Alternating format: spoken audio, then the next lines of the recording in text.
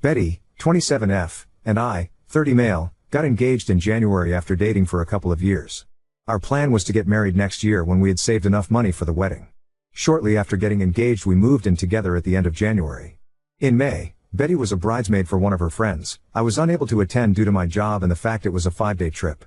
Betty had a great time reconnecting with some of her old friends, but a couple of weeks after she got back she became moody and withdrawn. I was relieved when she made an appointment with a therapist since she hadn't opened up to me about what was troubling her. After about 5 or 6 sessions, she sat me down one Saturday morning so we could talk. Betty had been raised in a very conservative household and had to suppress her desires until she moved out to go to college. Even then, certain ideas she denied and refused to embrace. At the wedding, she was introduced to the wife of one of her girlfriends from college, and it triggered a lot of repressed desires over the days they all hung out before the wedding. She told me she felt romantic and sexual attraction to women as well as men and realized she was bisexual. I told her I was happy she finally felt safe in sharing this with me, and it didn't change how I felt about her. It was a very emotional moment. She asked me how I felt about her exploring her sexuality now that it was out in the open. I said I was open to exploring it with her and possibly having a threesome with another woman to let her have that experience. She wanted a one-on-one experience with another woman and felt she couldn't do that with me present. I told her that sounded more like an affair and something I wasn't comfortable with. I asked her if she wanted to cancel the wedding and maybe separate while she figured out what she wanted to do. She was adamant that was not what she wanted, and she was still very much in love with me and still wanted to get married, but she felt like she had to explore these feelings she was embracing before we settled down together. I asked her if she had done anything inappropriate at the wedding and cheated on me. I asked if she had someone in mind or had been talking to someone since she came back. She admitted to dancing with a girl at the reception and they kissed at the end of the night, but nothing else happened. But she denied talking to anyone or pre-planning anything. She knows this was a lot to throw on my plate all at once and she didn't expect an answer right away. She just asked that I keep an open mind and keep talking about it. I couldn't promise anything, but I agreed to do some research and talk to a workmate that has an open marriage to see how they cope. I did warn her if I found out she lied or was doing anything behind my back there would be no second chances and I would leave. My workmate has been super helpful and open about their relationship. My brother got me into a support group that has helped me come to terms with our relationship changes. I'm burning my way through my second book and sat Betty down Thursday night to check in and talk about moving forward. I found us a couples therapist, I gave her the book I had finished, and I told her we should postpone the wedding for 6 months and then decide if that's the path we are still on. I was on a roll when she stopped me and asked me if I was planning on dating other people. Like that never occurred to her that I would be dating as well. She kind of shut down after that, barely giving one-word answers when I would ask her something. I think the longest sentence I got was "I just don't know." She has been like that for 24 hours now, like she is lost in a fog. I'm just bracing myself for the inevitable flood of emotions. I would have thought she would be happy that I was considering opening our relationship. Update 1. Saturday night her fog lifted and things got pretty heated. She said that the open relationship was my way of punishing her and being vindictive by dating other women. She was just asking for some grace to explore her feelings.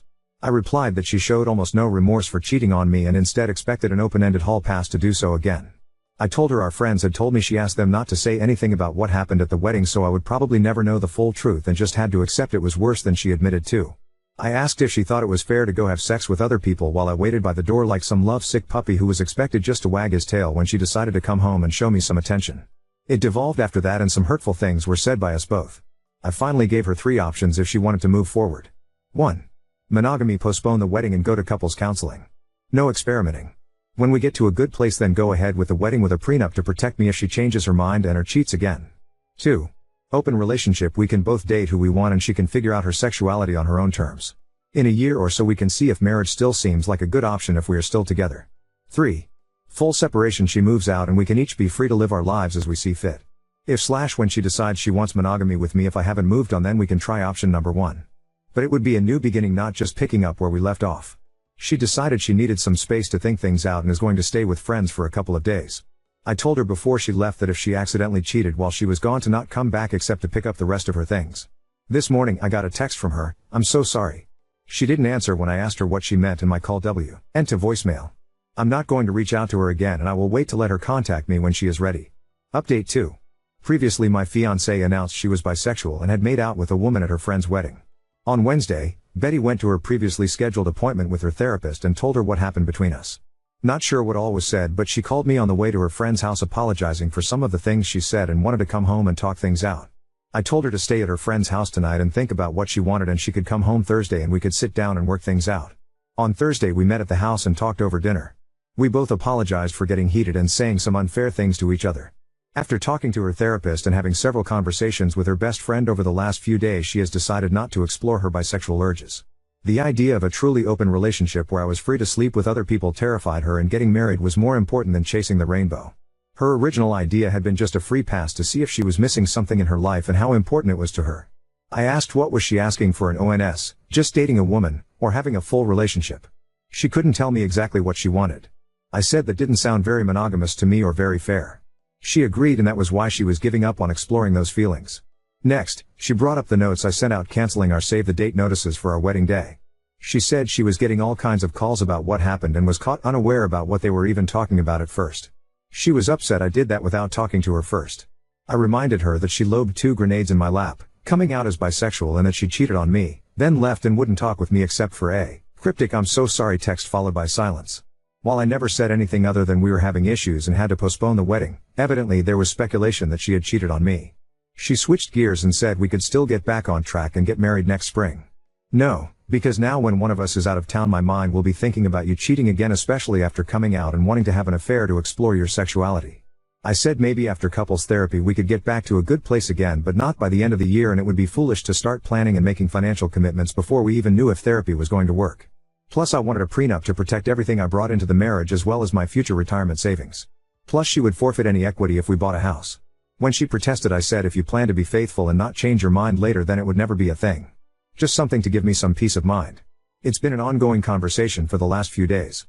Betty wants to rug sweep the incident at the wedding and move forward with our wedding.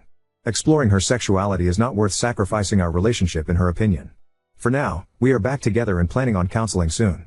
In a post-clarity moment, I realize I rushed to embrace the idea of an open relationship to allow Betty the freedom to explore her new feelings, and I'm not as willing now to consider that option. I think separation is the better option, breaking up if you will, till we both decide what direction our future lies and if it is with each other. It's not what I want, but I also don't want to spend the next 3 to 5 years together only for her to change her mind or cheat on me one day. Update 3. Counseling started badly. Walked into the office and saw a large pride flag on the wall. Our therapist was very biased towards my girlfriend's predicament. GL, asked right over the cheating and into how I needed to better support Betty's awakening and support her journey to blah, blah, blah. Betty is the one who is confused, and I am not giving her a safe place to explore who she is. Nothing about my feelings or needs was addressed. To make matters worse, when the therapist was piling on me, I looked to Betty to stand up or say something positive for me, and I got nothing. That part hurt me the most, and I pretty much shut down for the remainder of the session. Toward the end, the therapist did try to engage with me because you could tell she knew I had completely lost me. On the drive home, Betty tried to talk to me and I gave her the 3 answers I kept repeating to the therapist: sure, nope, and maybe. This was the therapist her individual therapist recommended us to.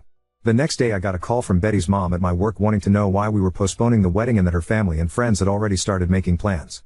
I told her she needed to take that up with her daughter. She kept badgering me until I finally told her Betty made out with someone at her friend's wedding and that was why things were on hold, and then I hung up on her. Less than an hour later I got a call from Betty demanding to know what I told her mom. I said you kissed someone at a wedding and we were trying to work through it, and that I didn't mention Betty coming out to me. I told her she needed to sit her mom down and tell her the whole truth, but I'm not going to hold my breath.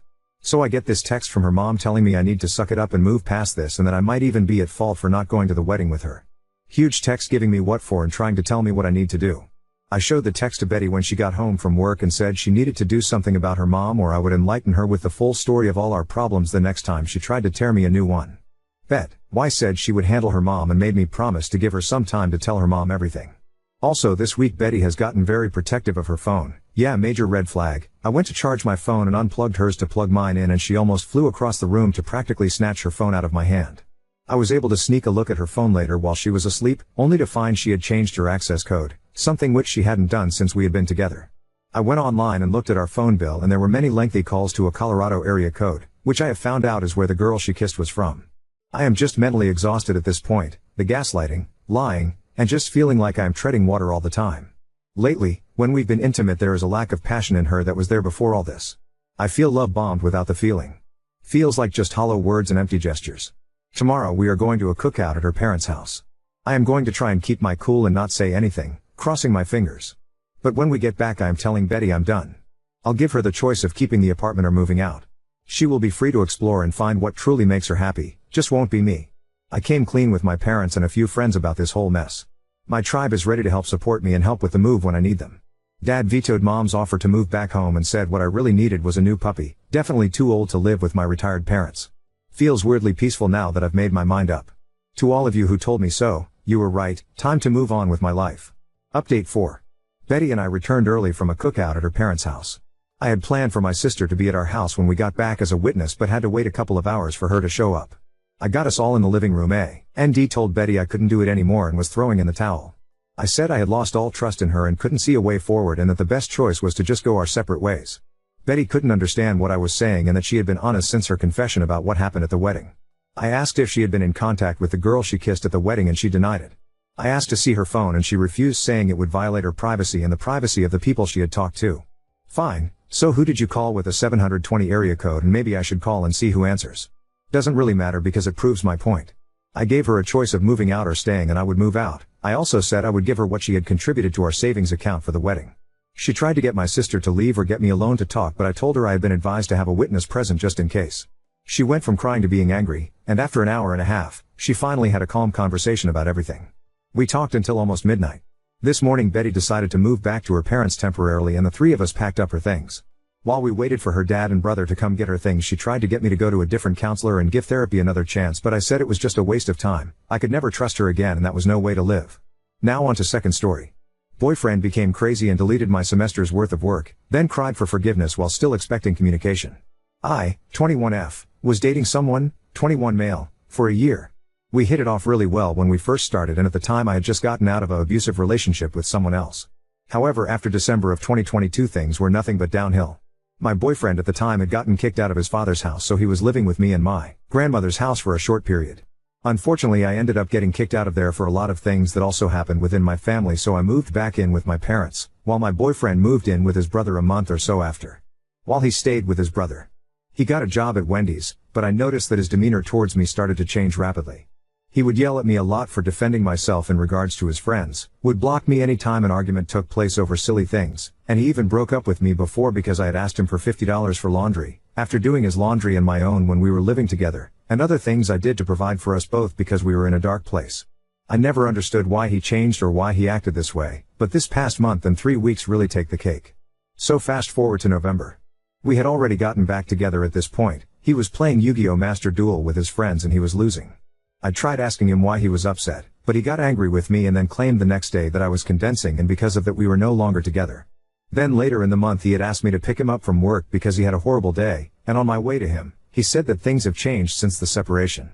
I only hang around you when I have nothing better to do or I'm bored. After he said that, I was crushed and even decided I didn't want to celebrate my birthday by the time the 27th came. We officially called things off when the Yu-Gi-Oh! Thing took place, but I really told him off after he said that comment, so by my birthday it has been clear that we were broken up. I had a friend in college, 19M, who's the same age as my baby sister. We hit it off and got really close as we're working on my college project for my final. My ex didn't like that at all, going as far as to hack into my Google account 2 nights ago and delete all of my files. Even a late essay I had just turned into to my professor, so he couldn't access the file at all. I was infuriated because he deleted a whole semester's and them sums worth of work. Even my resumes were gone, so I had to contact Google Assistants to get all my files back. Mind you, this is after already having an argument the night before and he getting physical with me to the point where I almost passed out on my staircase because he was choking me. He came to get his stuff the other night and apologized for everything and wouldn't stop crying. I consoled him, but I told him I needed to be away from him and I didn't want to speak to him because this shit hurt, and had I not gotten back my files I would have likely failed my very first semester of college. Now I'd what to do because it hurts a lot, and though he said he understood, he got mad at me for not talking to him yesterday even though he knows he's restricted and blocked everywhere. Update 1. So my ex tried to leak explicit images of me after I left for my trip to North Carolina. I also found out on Christmas, my ex had done things with my cousin and they both lied to me, after I went to my cousin and vented. So there's that little sum up. Currently I'm with someone else, 23 male, and I haven't heard from my ex or my cousin after finding out everything and confronting them. As far as my schoolwork goes, I'm currently doing my spring semester and still trying to pick up the pieces bit by bit, but I've been healing and mentally am in a better situation.